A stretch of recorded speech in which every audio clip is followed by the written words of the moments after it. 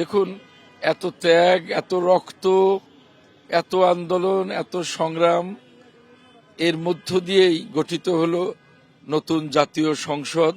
আমাদের প্রথম চ্যালেঞ্জ গণতন্ত্র উত্তরণ, দ্বিতীয় চ্যালেঞ্জ অর্থনৈতিক পুনর্গঠন, তৃতীয় চ্যালেঞ্জ এই দেশের শৃঙ্খলা ফেরানো, আইন শৃঙ্খলা উন্নতিকরণ এবং চতুর্থ চ্যালেঞ্জ এই দেশের স্থিতিশীলতা, রাজনৈতিক স্থিতিশীলতা এবং আস্তে আস্তে আস্তে আস্তে একটার পর একটা প্রোগ্রামের মধ্য দিয়ে এই দেশটাকে একটা সমৃদ্ধ গণতান্ত্রিক দেশে পরিণত করুন।